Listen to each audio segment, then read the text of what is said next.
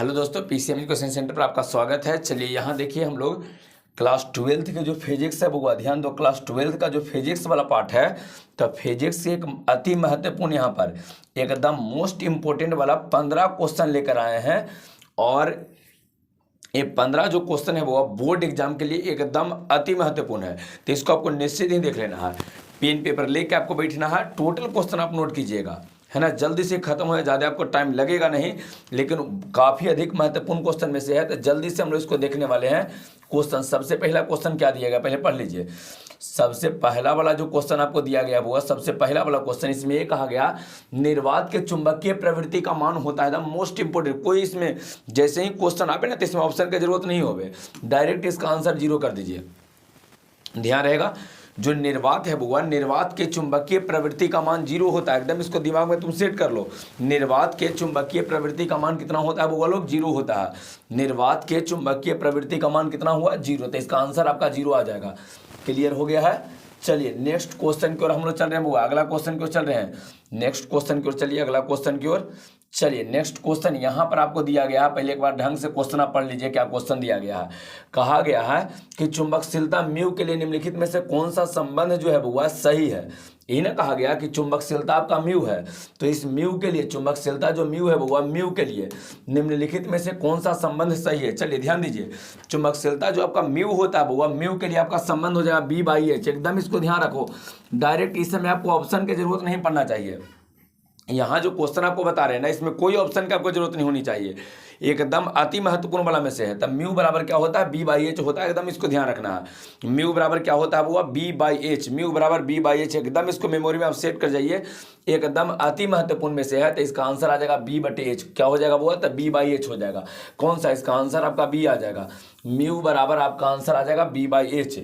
एक क्लियर हो गया है। चलिए तीसरा क्वेश्चन की ओर चलते हैं। हम जल्दी से इस क्वेश्चन हम लोग को पार कर देना है बुआ। थर्ड क्वेश्चन की ओर चलिए। तीसरा क्वेश्चन में यहाँ देखिए, तीसरा क्वेश्चन आपका है। थर्ड क्वेश्चन पहले पढ़ लीजिए, क्या दिया गया आपको। तीसरा क्वेश्चन दिया क्या गया, ये पढ़ लीजिए। थर्ड क्वेश्चन में क्या कहा गया बुआ, थर्ड क्वेश्चन में क्या कहा गया है पहले एक बार देख लीजिए। ये है आपका तीसरा क्वेश्चन। तीसरा क्वेश्चन में कहा यह गया बुआ कि चुंबकीय यामोत्तर, ध्यान दीजिए, चुंबकीय है ना, चुंबकीय यामोत्तर में पार्थिव चुंबकीय क्षेत्र B है ना। पार्थिव चुंबकीय क्षेत्र क्या दिया आपको, B दिया है, यहाँ पर B है। नमन कोण आपको डेल्टा दिया है। कहा गया B वेक्टर का क्षैतिज घटक, हॉरिजेंटल वाला वैल्यू है ना, B वेक्टर का क्षैतिज घटक और B वेक्टर का उदग्र घटक VV है। क्षैतिज घटक को BH कहा है, उदग्र वाला को BV कहा है। फिर का निम्नलिखित में से कौन सा संबंध सही है। ध्यान दीजिए, ये क्वेश्चन एकदम मोस्ट इंपोर्टेंट वाला में से है, क्वेश्चन रहता है ऐसा। तो देखिए, इसके लिए सबसे पहले अगर हॉरिजेंटल घटक कहेगा ना वो, तो सीधे लिखना B cos और डेल्टा, जो भी आपको इसमें दिया गया उसको लिख देना है। और अगर वर्टिकल कहेगा तब B sin डेल्टा लिखना है। ध्यान रहेगा आप लोग को। अगर हॉरिजेंटल रहेगा वो, हॉरिजेंटल क्षैतिज वाला घटक कहेगा, क्षैतिज घटक कहेगा तो B cos डेल्टा लिखना है। और वर्टिकल वाला अगर कहता है बुआ, यहाँ पर देख लो, वर्टिकल कंपोनेंट कहता है, मतलब उदग्र वाला अगर घटक आपको कहता है, उदग्र घटक कहता है, तो B sin है ना डेल्टा आपको लिखना है। याद रहेगा, क्षैतिज घटक में B cos डेल्टा और वर्टिकल वाला जो रहेगा, मतलब उदग्र वाला घटक रहेगा, उसमें B sin डेल्टा लिखना है। अति महत्वपूर्ण वाला में से, इसको ध्यान रखिएगा। यहाँ देख लो कौन सा मिल रहा वो है, यहाँ पर ऑप्शन कौन सा हो जाएगा बताइए। BH बराबर B cos डेल्टा, ये तो मिल रहा, पहला ऑप्शन आपको मिल गया, देख लीजिए। फर्स्ट ही मिल रहा BV बराबर B cos, BV बराबर cos नहीं होता, BH बराबर B sin, BH बराबर B sin नहीं होता, तो आपका आंसर इसमें ये आ जाएगा। कंप्लीट आप लोग को हो गया है। इसको एकदम निश्चित ही ध्यान रखो बुआ, इसका आंसर आपका ये रहेगा। आंसर इसका क्या हो जाएगा बुआ लोग, तो इसका आंसर आप लोग का जो रहेगा, इसमें आंसर जो आपका रहेगा, आपका आंसर इसमें ए आ जाएगा। एकदम ध्यान रखना इस क्वेश्चन को, निश्चित ही इस तरह के क्वेश्चन आपको एग्जाम में आएगा ही आएगा बुआ। इसमें से कई क्वेश्चन आपको एग्जाम में मिल जाएगा। चलिए अगला क्वेश्चन की ओर चलते हैं। नेक्स्ट क्वेश्चन की ओर चलो। अगला क्वेश्चन में क्या दिया गया पढ़िए। थर्ड के बाद फोर्थ नंबर क्वेश्चन की ओर चल रहे हैं बुआ। चौथा क्वेश्चन, यहाँ पर आपका चौथा क्वेश्चन देख लीजिए। सबसे पहले एकदम डायरेक्ट, इसमें कोई आपको ऑप्शन की जरूरत नहीं पड़नी चाहिए, कोई ऑप्शन की जरूरत नहीं बुआ। इस क्वेश्चन में ऑप्शन की कोई जरूरत हो ही नहीं। पढ़िए, कहा गया है ना, विद्युत चुंबकीय तरंग, विद्युत चुंबकीय तरंग में निम्नलिखित में से कौन विद्युतीय और चुंबकीय क्षेत्र के बीच का कलांतर है है ना, 4 गो ऑप्शन इसमें होना चाहिए, दिए नहीं है। डायरेक्ट ध्यान रखो कि विद्युत चुंबकीय तरंग में विद्युतीय और चुंबकीय क्षेत्र एक दूसरे पर लंबवत होता है, एक दूसरे पर लंबवत होता है। लंबवत होता है मतलब कलांतर 90 डिग्री का हो जाएगा इसमें बुआ, कितना डिग्री, 90 डिग्री। और 90 डिग्री को एक और ऑप्शन में लिख सकता है π/2, तो 90 डिग्री हो जाएगा या π/2 रहेगा। ध्यान रहेगा सबको, विद्युतीय और चुंबकीय क्षेत्र के बीच का कलांतर कितना होता है बुआ, तो 90 डिग्री होता है। फिर से विद्युतीय और चुंबकीय क्षेत्र के बीच का कलांतर 90 डिग्री होता है। ध्यान रहेगा आपको। तो इसका आंसर डायरेक्ट आपको 90 डिग्री, है ना, ध्यान रखो, इसका आंसर डायरेक्ट आपको 90 डिग्री रहेगा बुआ, और इसको याद आपको रखनी है। क्लियर हो गया है। चलिए नेक्स्ट क्वेश्चन को चल रहे हैं बुआ, चौथा के बाद पांचवा, एकदम अति महत्वपूर्ण वाला में से है। 5 नंबर क्वेश्चन आप देखिए, एकदम अति महत्वपूर्ण है बुआ, 5 नंबर क्वेश्चन मोस्ट इंपोर्टेंट वाला में से है, 5 नंबर वाला क्वेश्चन, इसको ध्यान रखना है। चलिए देख लीजिए क्या दिया गया है क्वेश्चन में, कहा क्या गया है ये पहले पढ़ लीजिए। क्वेश्चन में कहा गया हुआ एक लौह चुंबकीय पदार्थ, एक लौह चुंबकीय पदार्थ दिया है, एक लौह चुंबकीय पदार्थ के चुंबकशीलता मतलब म्यू के लिए कौन सही है, तो लौह चुंबकीय पदार्थ के लिए म्यू ग्रेटर देन 1 होता है बुआ, ध्यान रखना, 1 से ज्यादा, म्यू का मान 1 से अधिक रहेगा, म्यू का मान 1 से अधिक। और कभी कभी अगर ऑप्शन म्यू का मान बहुत ज्यादा 1 से देता है तभी सही रहेगा। म्यू का मान वास्तव में 1 से काफी अधिक होता है, तो ध्यान रखना म्यू इज ग्रेटर, ऑप्शन के आधार पे म्यू इज ग्रेटर देन 1। ये आपको मॉडल पेपर में क्वेश्चन मिला था, ये अति महत्वपूर्ण क्वेश्चन में से है, इसको आपको ध्यान रखना है ना, अति महत्वपूर्ण जिसको कह रहे हैं ये वाला क्वेश्चन ही है बुआ। तो चलिए नेक्स्ट क्वेश्चन क्यों चल रहे हैं, ऑप्शन के आधार पर म्यू ग्रेटर देन 1 आपको याद रखनी है, mu greater than 1, mu greater than 1, mu greater than 1 हो जाएगा। चलो अगला क्वेश्चन क्यों, चलो बुआ नेक्स्ट क्वेश्चन क्यों चल रहे हैं, नेक्स्ट क्वेश्चन यहाँ पर आ गया आपका 6ठा नंबर क्वेश्चन। ये भी एक अति महत्वपूर्ण क्वेश्चन में से है, इसको भी ध्यान रखना पड़ेगा आपको, है ना, एकदम अति महत्वपूर्ण वाला क्वेश्चन है बुआ। चलिए अति महत्वपूर्ण वाला क्वेश्चन, कहा क्या गया है, पृथ्वी के चुंबकीय ध्रुव पर नति कोण, नति कोण का एक मतलब नमन कोण बुआ, नमन कोण क्या है, नमन कोण, नति कोण कहेगा चाहे नमन कोण। नमन कोण का मान देखिए, अगर ध्रुव पर पूछता है ना बुआ, ध्रुव पर पूछता है तो ध्रुव पर नमन कोण का मान 90 डिग्री हो जाएगा। कितना डिग्री हो जाएगा बुआ, 90 डिग्री। तो पूछा है कि ध्रुव पर बताइए, तो ध्रुव पर 90 डिग्री कर देना, ध्रुव पर कितना डिग्री, 90। लेकिन यदि विषुवत रेखा पर पूछता है तो इसका मान 0 हो जाएगा, वो 0 डिग्री हो जाएगा, है ना। कहा जाए नति कोण का मान बताना है आपको, नति कोण का मान बताना है, नमन कोण का मान बताना है, लेकिन ध्रुव पर चाहिए तो ध्रुव पर मान हो जाएगा 90 डिग्री। ध्रुव पर कितना हो जाएगा बुआ, है ना, नमन कोण का मान, नति कोण का मान, नमन कोण या नति कोण। अगर ध्रुव पर कहता है तो 90 डिग्री, विषुवत रेखा पर कहता है तो सीधे 0, है ना, दोनों लिखे ना है। ध्रुव पर है ना नमन या नति कोण का मान होता है कितना बुआ, 90 डिग्री, और विषुवत रेखा पर नमन या नति कोण का मान 0 डिग्री होता है। एकदम इसको मेमोरी में आप सेट कर लीजिए। क्लियर हो गया सबको। चलिए तो अगला क्वेश्चन की ओर बढ़ रहे बुआ, नेक्स्ट क्वेश्चन अगर ये आपका हो गया है कंप्लीट, तो कंप्लीट हुआ है तो चलिए नेक्स्ट क्वेश्चन की ओर हम लोग आ रहे हैं। अगला क्वेश्चन को चलो, नेक्स्ट क्वेश्चन में देखिए क्या दिया गया है यहाँ, क्वेश्चन नंबर 7 एकदम अति महत्वपूर्ण वाला में से है बुआ, ये भी एकदम अति महत्वपूर्ण आपका है ना। चुंबकीय यामोत्तर और है ना भौगोलिक जो यामोत्तर होता है उसके बीच का कोण पूछा गया है ना, उसके बीच के कोण को कहते हैं चुंबकीय यामोत्तर। यहाँ देख लीजिए चुंबकीय यामोत्तर दिया है, यहाँ पर है चुंबकीय यामोत्तर है, यहाँ देख लीजिए है ना भौगोलिक यामोत्तर है। तो चुंबकीय और भौगोलिक यामोत्तर जो होता है बुआ उसके बीच का कोण कितना होगा ये आपको बतानी है। चुंबकीय और चुंबकीय और भौगोलिक यामोत्तर के बीच के कोण को कहते हैं, है ना, क्या कहलाता है ये पूछा गया, क्या कहलाता है। तो ध्यान दीजिए, चुंबकीय यामोत्तर और भौगोलिक यामोत्तर जो होता है, चुंबकीय यामोत्तर और भौगोलिक यामोत्तर के बीच बने कोण को दिक्पात कोण कहते हैं। क्या बोलते हैं वो, दिक्पात कोण। तो दिक्पात कोण कौन सा आपका आंसर है, बी नहीं आ रहा है आपका, दिक्पात कोण हो जाएगा। चुंबकीय यामोत्तर और भौगोलिक यामोत्तर के बीच बने कोण को दिक्पात कोण कहते हैं।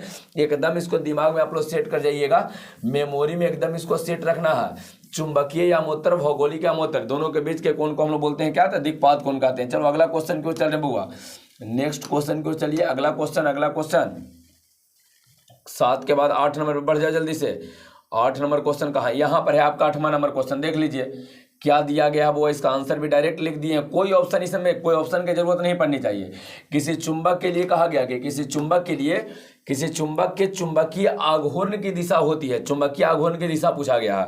किसी चुंबक के चुंबकीय आघूर्ण की दिशा किधर होती है, तो ध्यान रखिएगा चुंबक के चुंबकीय आघूर्ण की दिशा दक्षिणी ध्रुव से उत्तरी ध्रुव की ओर होता है बुआ, याद रहेगा, दक्षिणी ध्रुव से किधर, उत्तरी ध्रुव की ओर। चुंबक के चुंबकीय आघूर्ण की दिशा किधर से किधर, तो दक्षिणी ध्रुव से उत्तरी ध्रुव की ओर होता है। एकदम ध्यान रखिएगा, ये आपको एकदम निश्चित ही ध्यान रखनी है ना, इसको निश्चित ही आप लोग को ध्यान रखनी है। अगला क्वेश्चन क्यों, चलो 8 के बाद 9 नंबर पे चल रहे हैं। 9 नंबर क्वेश्चन पे आ जाइए। कहाँ गए 9 नंबर जी? आ जाइए। हाँ, यहाँ कहा गया अनुचुंबकीय पदार्थ की चुंबकीय प्रवृत्ति जो है, ससेप्टिबिलिटी जो होता है बउआ, उसके बारे में कहा गया कि अनुचुंबकीय पदार्थ की चुंबकीय प्रवृत्ति। तो ध्यान रखना है कि जो अनुचुंबकीय पदार्थ होता है उसकी चुंबकीय प्रवृत्ति स्थिर होती है। क्या होती है बउआ? स्थिर होती है, कांस्टेंट होती है। इसको ध्यान रखना है। स्थिर, शून्य, अनंत और चुंबकीय क्षेत्र पर निर्भर करते हैं, सीधे स्थिर रहती है।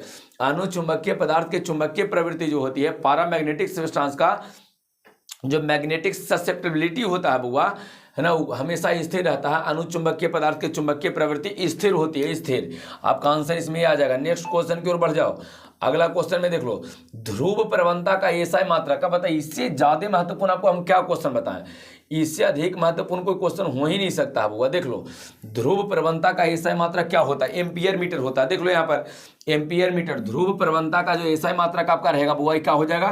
तो एम्पियर मीटर आपका हो जाएगा, एम्पियर मीटर रहेगा। ध्यान रखना है। ध्रुव प्रवणता का जो एसआई मात्रा का आपका होता है एम्पियर मीटर होता है, एम्पियर मीटर होता है। सी आपका आंसर हो जाएगा, एम्पियर मीटर।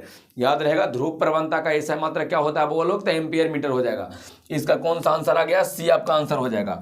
कंप्लीट है वो लोग, सी आंसर हो जाएगा, सी आंसर। नेक्स्ट क्वेश्चन की ओर बढ़ जाइए। 10 के बाद आते हैं 11 नंबर क्वेश्चन पर।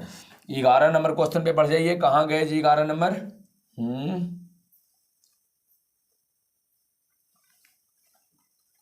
ध्रुव प्रवणता 10 नंबर था, 10 के बाद 11 नंबर नहीं है। लगता डायरेक्ट कहाँ आ गए हैं जी? काहे लेक बन के परेशान कर रहे हैं। चलिए, डायरेक्ट 12 है, 11 है ना, नंबरिंग गलत हो गया थोड़ा सा। चलिए तो यहाँ देख लेते हैं। हाँ, एकदम अति महत्वपूर्ण वाला में से कहाँ गया? चुंबकीय शैथिल्य दर्शाता है। एकदम निश्चित पूछने वाला क्वेश्चन है। आपको पहले बोले हैं कि इस वीडियो में जो भी आपको क्वेश्चन मिलेगा ना, सबके सब एकदम महत्वपूर्ण ही है ना। 15 क्वेश्चन बोले हैं ना, तब 15 क्वेश्चन आपका जो है एकदम मोस्ट इंपोर्टेंट क्वेश्चन रहेगा। चलिए, चुंबकीय शैथिल्य दर्शाता है। कौन चुंबकीय शैथिल्य दर्शाता है जी? आपको बताना है। तो लौह चुंबकीय पदार्थ जो होता है ना, वो चुंबकीय शैथिल्य दर्शाता है ना। जो लौह, केवल लौह चुंबकीय पदार्थ जो होता है, केवल लौह चुंबकीय पदार्थ ही चुंबकीय शैथिल्य दर्शाता है। ये आपको ध्यान रखनी है। केवल लौह चुंबकीय पदार्थ ही चुंबकीय शैथिल्य दर्शाता है। केवल लौह चुंबकीय पदार्थ ही चुंबकीय शैथिल्य दर्शाता है। चुंबकीय शैथिल्य दर्शाता है बउआ, मैग्नेटिक हिस्टेरेसिस को शो करता है। अगला क्वेश्चन की ओर चलिए। नेक्स्ट क्वेश्चन बउआ, नेक्स्ट क्वेश्चन। आ जाओ आ जाओ आ जाओ। हाँ, आ गया जी, देख लीजिए। यहाँ पर क्वेश्चन है, निम्नलिखित में से कौन सा पदार्थ चुंबकीय पदार्थ नहीं है? लौह चुंबकीय नहीं है, ये कहा गया। एकदम इंपॉर्टेंट क्वेश्चन है बउआ। ये नहीं पूछता, हम आपको समझाते हैं क्वेश्चन वास्तव में होता क्या है। ये आपको मैं ऐसे ही दे दिए हैं, इस पे क्वेश्चन आगे हम आपको समझाने वाले हैं। देखिए, क्वेश्चन कहा गया है कि निम्नलिखित में से कौन सा पदार्थ लौह चुंबकीय पदार्थ नहीं है? कौन सा लौह चुंबकीय? देख लो यहाँ पर क्वेश्चन में कहा गया है ना कि लौह चुंबकीय, लौह चुंबकीय कहा गया बउआ लोग, लौह चुंबकीय कहा गया है। तो देखिए, अगर लौह चुंबकीय की बात करें ना बउआ लोग, अगर लौह चुंबकीय की बात करता है ना, तो ध्यान रखिएगा, लौह चुंबकीय वाला में, लौह चुंबकीय पदार्थ में तीन को आपको याद रखना। फेकोनी, फिर से ट्रिकवा के एकदम साथ, फेकोनी। लौह चुंबकीय 3 गो होता है। कौन कौन? फेकोनी होता है, फेकोनी। इसका ट्रिक क्या रहेगा बुआ? फेकोनी इसका ट्रिक हो जाएगा, फेकोनी। फेकोनी इसका ट्रिक हो जाएगा लौह चुंबकीय पदार्थ का। फेरस है, क्वाल्ट है, निकेल है। फेरस, क्वाल्ट और निकेल, यही 3 गो लौह चुंबकीय होता है। यही 3 गो लौह चुंबकीय होता है, आपको ध्यान रखना है। यही 3 गो लौह चुंबकीय होता है। निम्नलिखित में से कौन लौह चुंबकीय है? तो फेकोनी, फेरस, क्वाल्ट और निकेल। का कौन लौह चुंबकीय नहीं है? तो फेरस तो आपका लोहा तो होबे करता है, ये भी लौह चुंबकीय। क्वाल्ट भी आना, निकेल भी होता है, क्वाल्ट भी होता था। कौन सा आपका आंसर आ गया? बता दीजिए कौन सा? मैग्नीज। कौन सा आंसर बुआ लोग? मैग्नीज। कौन सा आंसर हो गया आपका? मैग्नीज। तो आपका आंसर यहाँ पर जो आ जाएगा, यहाँ पर आंसर जो आपका हो जाएगा बुआ, ये मैग्नीज आपका हो जाएगा, बी आंसर हो जाएगा। लौह चुंबकीय नहीं। लौह चुंबकीय में होता कौन कौन है? फेकोनी। एकदम इसको ट्रिक से ध्यान रखो, फेकोनी आपका लौह चुंबकीय होता है। फेकोनी जो है बउआ आपका लौह चुंबकीय पदार्थ होता है, ध्यान रखनी है। फेकोनी आपका लौह चुंबकीय, इसको लिख लेना है कॉपी में, फेकोनी लौह चुंबकीय होता है। फेरस, क्वाल्ट और निकेल, फेरस, क्वाल्ट और निकेल, फेरस, क्वाल्ट और निकेल लौह चुंबकीय पदार्थ होता है। नेक्स्ट क्वेश्चन की ओर चलो। 13 के बाद 14 नंबर क्वेश्चन पे आ जाइए। कहाँ है? लास्ट क्वेश्चन है बउआ, 14 नंबर ही लास्ट क्वेश्चन।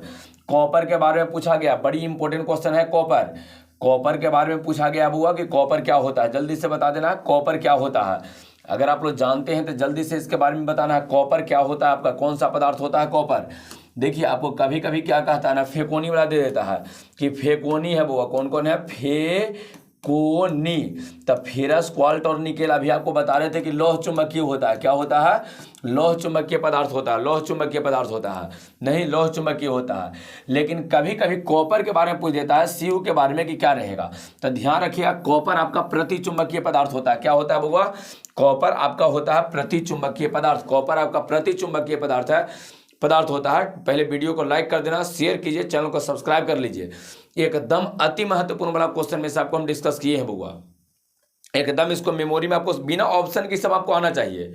अगर एग्जाम देना है ना, जल्दी से क्वेश्चन सोल्व होगा, बिना ऑप्शन के सब क्वेश्चन आपको आनी चाहिए। ठीक है, तो ठीक है बउआ, इसको रहने देते हैं और नेक्स्ट हम लोग अगले वीडियो में मिलते हैं। तब तक के लिए आप सबको गुड बाय बउआ। और वीडियो को लाइक कर देना, शेयर कर दीजिए इस वीडियो को, और चैनल को आप लोग सब्सक्राइब कर लीजिए। चलो ठीक है बउआ।